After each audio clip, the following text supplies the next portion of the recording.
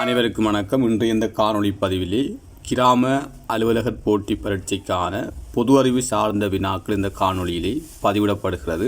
அந்த வகையில் இவ்வினாக்கள் அனைத்தும் பரீட்சைக்கு வரக்கூடிய வகையிலே 1000 வினாக்களாக தொகுக்கப்பட்டு காணொளிகளிலே பதிவிடப்படுகின்றது. அந்த வகையில் முதலாவது கேள்வி, இலங்கையில் 3 மாவட்டங்களை கொண்ட மாகாணங்கள் எத்தனை என கேட்கப்பட்டிருக்கின்றது. இலங்கையில் 3 மாவட்டங்களை கொண்ட மாகாணங்கள் எத்தனை என கேட்கப்பட்டிருக்கின்றது. நாங்கள் பார்த்தோம்னு சொன்னால் மொத்தமாக இலங்கையில் 25 நிர்வாக மாவட்டங்கள் இருக்கின்றது. மொத்தமாக இலங்கையில் 25 நிர்வாக மாவட்டங்கள் இருக்கின்றது. அந்த வகையில் 5 மாவட்டங்களை கொண்ட மாகாணமாக ஒரு மாகாணம் இருக்கின்றது, அது வடக்கு மாகாணம். அதே போன்று 3 மாவட்டங்களை கொண்ட மாகாணங்கள் 3 மாவட்டங்களை கொண்ட மாகாணங்கள் 4 மாகாணங்கள் இருக்கின்றது, கிழக்கு, மேல், தென், மத்திய மாகாணங்கள் காணப்படுகிறது. அதே போன்று வட மாவட்டங்களை கொண்டது 4 மாகாணங்கள், 2 மாவட்டங்களை கொண்டது 2 மாவட்டங்களை கொண்டது 4 மாகாணங்கள் இருக்கின்றது. ஆகவே மொத்தமாக 9 மாகாணங்கள். ஆகவே 3 மாவட்டங்களை கொண்டது 4 மாகாணம். அதே போன்று 2 மாவட்டங்களை கொண்டது 4 மாகாணம், 5 மாவட்டங்களை கொண்டது ஒரு மாகாணம், மொத்தமாக 9 மாகாணங்கள் காணப்படுகிறது. ஆகவே இதற்குரிய சரியான விடை முதலாவது விடையாகும். 4 மாகாணங்கள் காணப்படுகின்றது. கிராம உத்தியோகத்தராக இணைவதற்கு பொருத்தமான வயது எல்லை எது? கிராம உத்தியோகத்தராக இணைவதற்கு பொருத்தமான வயது எல்லை யாதென கேட்கப்பட்டிருக்கின்றது. 21 வயதிலிருந்து 35 வயதுக்கு உட்பட்டவர்கள் கிராம உத்தியோகத்தர் போட்டி பரீட்சைக்கு தோற்றலாம். ஆகவே இதற்குரிய வயது எல்லை 21 தொடக்கம் 35 வயதுக்குட்பட்டதாக இருக்க வேண்டும். மூன்றாவது கேள்வி, கிராம அலுவலகர் நேரடியாக யாருக்கு பொறுப்பு கூற வேண்டும்? கிராம உத்தியோகத்தர் ஒருவர்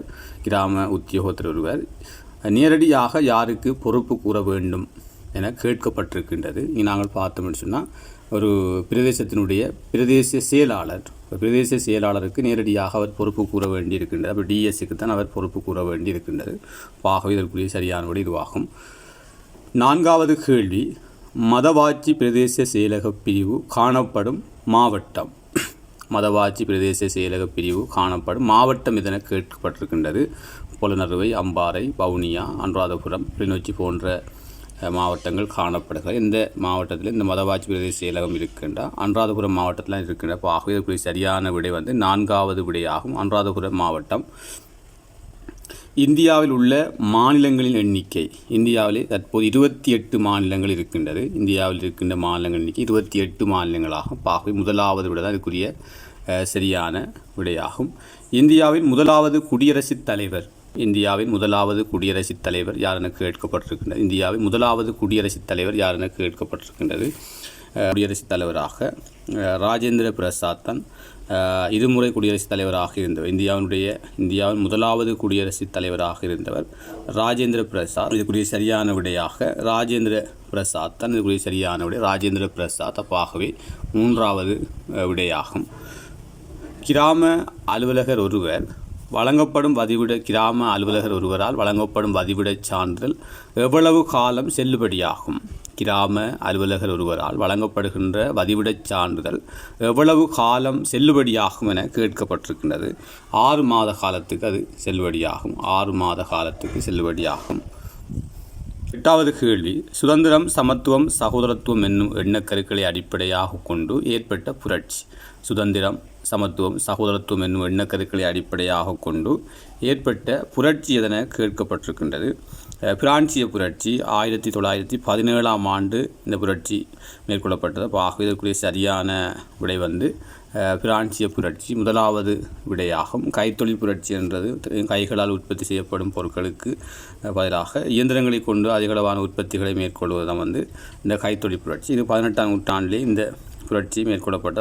இதுக்கு சரியான விடை பிரான்சிய புரட்சி முதலாவது விடையாகும். இலங்கையில் கிராம உத்தியோகத்தர் பதவியின் ஆரம்பம் மன்னன் காலத்திலிருந்து தோற்றம் பெற்றது. இலங்கையில் கிராம உத்தியோகத்தர் பதவியின் ஆரம்பம் மன்னன் காலத்திலிருந்து தோற்றம் பெற்றது என கேட்கப்பட்டிருக்கின்றது. பண்டுகாவியன் மன்னனுடைய ஆட்சி காலத்திலிருந்து இந்த கிராம உத்தியோகத்தர் பதவி வந்ததாகும். ஆகவே இதற்குரிய சரியான விடை பண்டுகாவியன் ஆகும். லோவ மகாபாய என்னும் விகாரியை கட்டிய மன்னன் யாரென கேட்கப்பட்டிருக்கின்றது. லோவ மகாபாய என்னும் விகாரியை கட்டிய மன்னன் யாரென கேட்கப்பட்டிருக்கின்றது. நாங்கள் பார்த்தோம்னு சொன்னால் தேவநம்பிய தீசன் இலங்கையில் பௌத்த மன்னன் என்று அழைக்கப்படுகின்ற ஒரு மன்னனாகும். மகாவாய போன்ற விகாரைகளை கட்டியிருக்கிறார். அப்போ இதற்குரிய சரியான விடை வந்து நான்காவது விடையாகும். கிராம உத்தியோகத்தர் பதவிக்கு இணைத்து கொள்வதற்கான கல்வி தகமை என்னவாக இருக்க வேண்டும்? கிராம உத்தியோகத்தர் பதவியில் இணைந்து கொள்ள வேண்டுமாக இருந்தால் கல்வி தகமை எவ்வாறு இருக்க வேண்டும் என கேட்கப்பட்டிருக்கின்றது. அதாவது கல்வி தகமை என்னவாக இருக்க வேண்டும்? காபோத சாதாரண தர பரீட்சையிலே கணிதம் மற்றும் தமிழ், தாய்மொழி தமிழ் இதில் வந்து சி இருக்க வேண்டும். ஏனைய 4 பாடங்கள் சித்தி பெற்றிருக்க வேண்டும். மொத்தமாக 6 பாடங்கள் இருக்க வேண்டும். 6 பாடங்களுக்கு மேற்பட்டதாக சித்தி பெற்றிருக்க வேண்டும். அதே போன்று உயர்தரத்திலே காபோது உயர்தரத்திலே 3 பாடங்கள்லையும் சித்தி பெற்றிருக்க வேண்டும். 3 பாடங்கள்லையும் சித்தி பெற்றிருக்க வேண்டும். அவ்வாறு இருந்தால் கிராம உத்தியோகத்தர் ஆவதற்கான தகுதியுடையவர்களாக அவர்கள் பரீட்சைக்கு விண்ணப்பித்து பரீட்சையில் சித்தி பெற்றால் கிராம உத்தியோகத்தர் ஆவதற்கான தகுதியுடையவர்களாக கருதப்படுவார்கள். சுரக்ஷா காப்புறுதி பெறும் மாணவர்களின் வயது எல்லை. சுரக்ஷா காப்புறுதி பெறும் மாணவர்களுடைய வயது எல்லை என்னென்று கேட்டிருக்காங்க. இந்த சுரக்ஷா காப்புறுதியானது பார்த்தோம்னு சொன்னால் 7 தொடக்கம் 21 வயது, 7 தொடக்கம் 21 வயது 4வது விடைக்குரிய சரியான விடையாக காணப்படுகிறது. ஓகே, நன்றி.